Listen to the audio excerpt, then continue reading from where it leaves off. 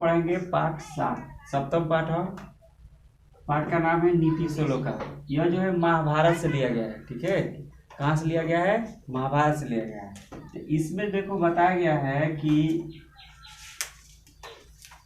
इस पाठ में दिया गया है कि अयम पाठ सुप्रसिद्ध से ग्रंथ से महाभारत से उद्योग पर्व अंश विशेष अध्याय जो दिया है 30 से 34। यह पाठ जो यह लिया गया है 30 से 33 से 40 से 30 से 40। चलो कोई बात नहीं, हम लोग आज पढ़ेंगे सप्तम पाठ यानी कि 7 पाठ जो कि नीति श्लोका, जिसका पाठ का नाम है। यह लिया गया है महाभारत से। जैसा कि आप महाभारत के बारे में जानते हैं, समझते हैं और देखे भी होंगे और पढ़े भी होंगे, ऐसा समय आया होगा।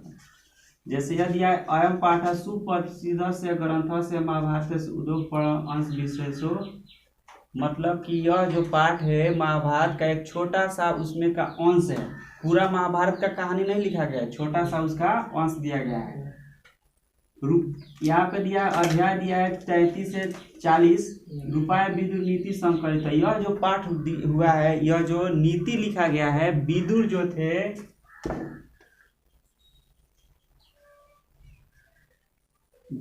थे महामंत्री थे।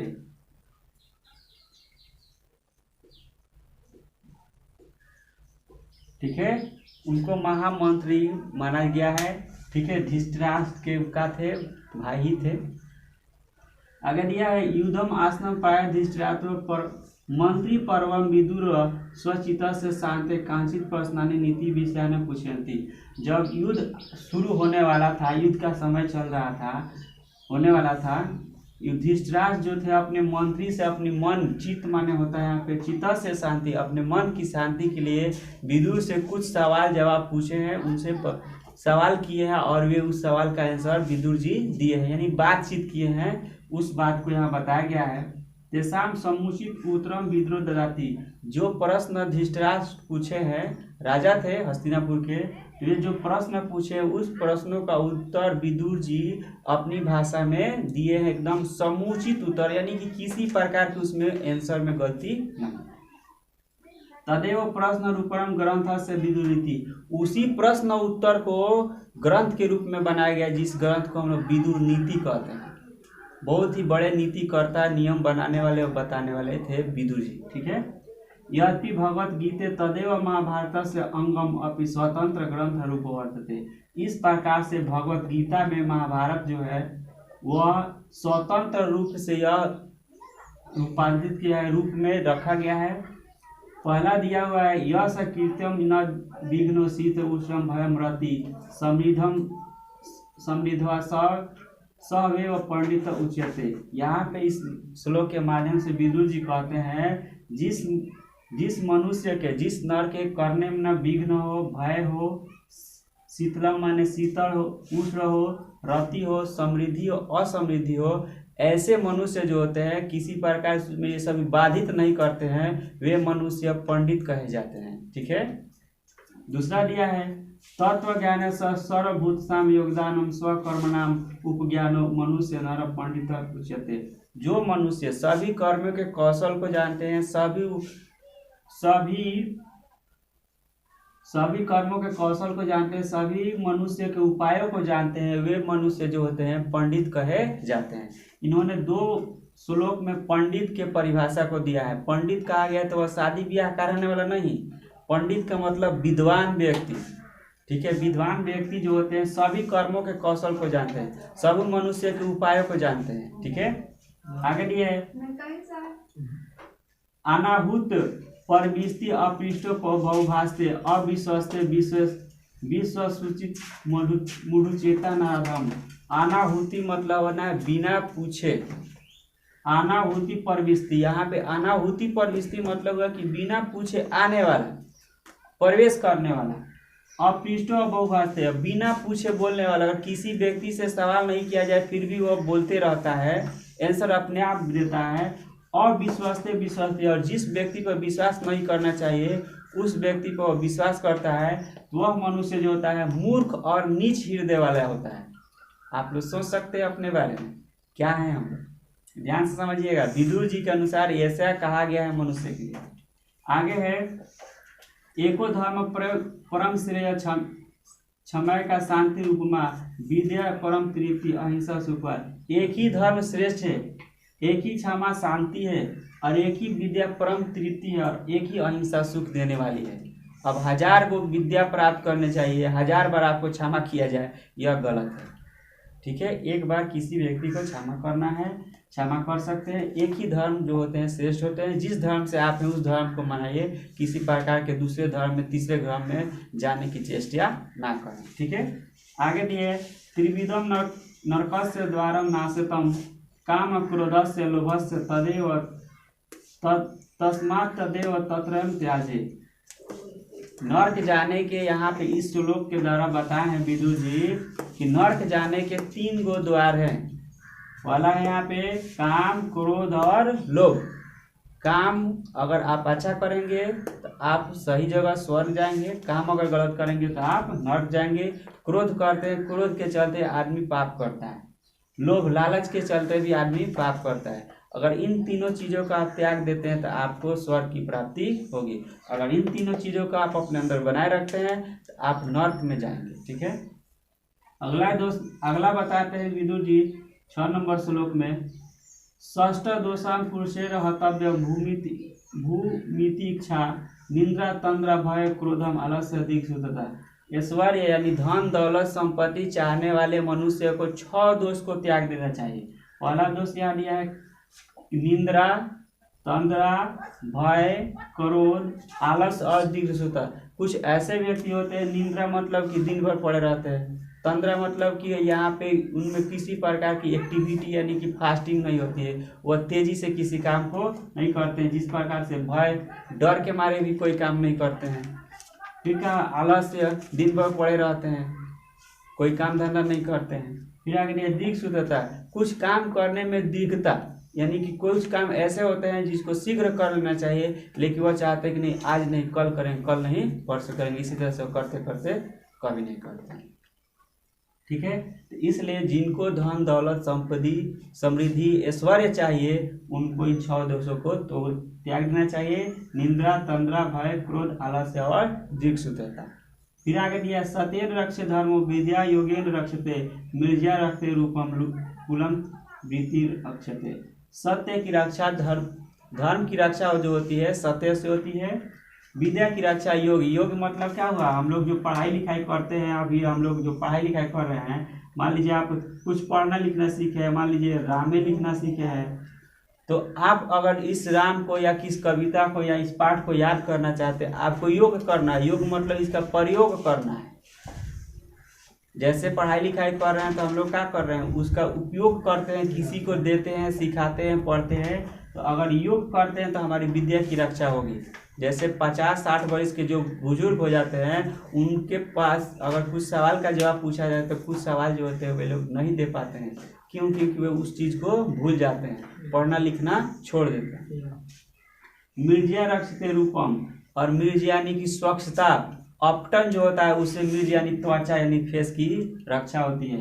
कुल बीते रक्षते, कुल के द्वारा सील के द्वारा कुल की रक्षा होती है। जैसे हम लोग का कुल खानदान का रक्षा करना है तो अपने चरित्र को बना के रखना होगा। ठीक है, इस विदुर जी इन सभी श्लोकों के माध्यम से मनुष्य को अच्छा गुणों का अपने अंदर प्रवेश करने के लिए बताए हैं। यहाँ पे फिर बोले हैं, कहे हैं सुलभा पुरुष राजनाम सप्तम प्रिय वादनी अप्रिय तु पर सत्य वक्ता श्रोता च दुर्लभ। कहते हैं हे राजन, आज के समय में क्या है राजन सप्तम प्रिय वादनी, सत्य प्रिय बोलने वाले लोग क्या है सुलभ है। अप्रिय सुनने और बोलने वाले, अप्रिय हितकर वचन बोलने और सुनने वाले पुरुष जो है दुर्लभ है। इसका अर्थ समझा जाए अपनी भाषा में तो हम कह सकते हैं कि ऐसे लोग आजकल तैयार है जो मुंह पे आपका बड़ाई कर देते हैं, मुंह पे आपका बखान कर देते हैं और आपसे उसका क्या होता है खराबी हो जाता है। जैसे आपको चढ़ावा दे देते हैं। ठीक है, जैसे कि मान लीजिए कोई व्यक्ति किसी को कह दिया कि आप गलत भी काम कीजिएगा तो वो क्या कहेगा, उसमें बढ़ा देगा, नहीं आप बहुत अच्छा कर रहे हैं। तो ऐसे लोग आज बहुत ज़्यादा सुलभ है, लेकिन ऐसे लोग बहुत कम ही होंगे जो कि आपकी गलती को देख के कहते हैं कि नहीं आप यह गलत कर रहे हैं, इस काम को आपको नहीं करना चाहिए। आज के इस कलयुग में ऐसे हैं। फिर आगे दिया है पूजनीय महाभागा पुण्या गृहस्थस्य स्त्री श्रीयो गृहस्थ वक्ता सत रक्षा द्रव्य विशेष। पूरे संसार में जो स्त्रियां है विशेष रूप से, यहाँ पे अर्थ निकाला जाए तो इसमें कहा जाएगा कि घर को प्रकाशित करने वाली स्त्री जो है विशेष रूप से पूरे संसार में रक्षा करने योग्य और पूजनीय है। स्त्री के बारे में यह श्लोक बताए हैं, जैसे कि आप सुने महाभारत का युद्ध हुआ था तो किनके ऊपर हुआ था? एक स्त्री के चलते यह महाभारत का युद्ध शुरू हुआ था, जिसको हम लोग बोलते हैं द्रौपदी। तो वही उस स्त्री के साथ क्या किया गया, गलत व्यवहार किया गया, जिसके चलते क्या है बहुत विनाश का घड़ी आ गया था। विनाश हुआ, पूरा पांडवों का कौरव पक्ष का विनाश हो गया, किसी के चलते, स्त्री के चलते। तो वही यहाँ बताते हैं कि पूरे संसार में घर को प्रकाशित करने वाली घर की स्त्री जो लक्ष्मी होती है, घर की लक्ष्मी जो स्त्री होती है वो पूरे संसार में पूजा करने योग्य है और विशेष रूप से रक्षा करने योग्य है। उसकी रक्षा और उसकी देखभाल करनी चाहिए, ये नहीं कि अपशब्द बोल के उसको हमेशा दुखित करना चाहिए। ध्यान समझ लीजिए, धृतराष्ट्र जो थे वह क्या थे, राजा थे असली। विदुर जो थे महामंत्री थे। कौरव जो थे क्या थे, 100 भाई थे। इसमें 100 भाई में सबसे मतलब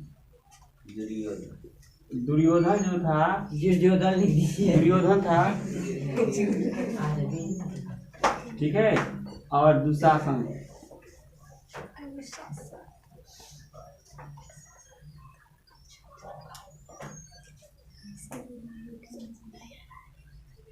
दुर्योधन और दुशासन। कौरव जो थे 100 भाई थे, इसमें 100 नंबर पे जो बड़े भाई थे सबसे बड़े थे दुर्योधन थे, ठीक है।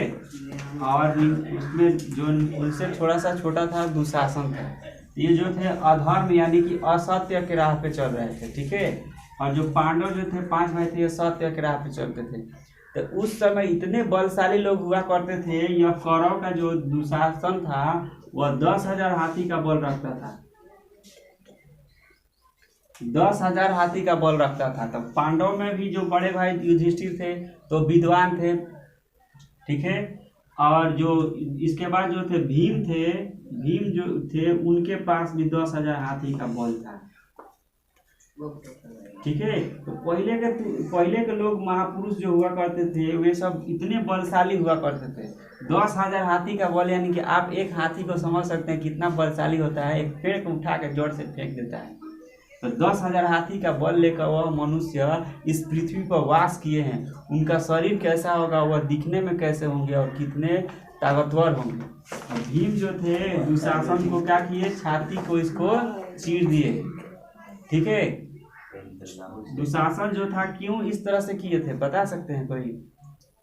इसलिए किए थे कि दुशासन जो था वह जो द्रौपदी थी, पंचाली जिसको पंचाली बोलते हैं, उसको क्या किया था, केस पकड़ के वहां से घसीट कर लेकर वह सभा में आया था। जबकि वो क्या हुए थे, जो खेल हुआ था उस खेल में 5 पांडव हार गए थे, तो ठीक है। पंचाली को क्या किए थे, हार गए थे। तो दुशासन जो गया किसके कहने पर, दुर्योधन के कहने पर गया और उनको घसीट कर केस पकड़ कर खुला लेकर आया। तो वह आई और उन 5 भाइयों में से सबसे उस बात को कही। तो वही उस समय भीम से भी उस बात को बोली। तो भीम से बोली तो वहीं पे वे प्रण ली कि मैं अपने केसों को उस समय तक खुले रखूंगी जब तक कि दुशासन के रक्त से इसको मैं न धोऊं।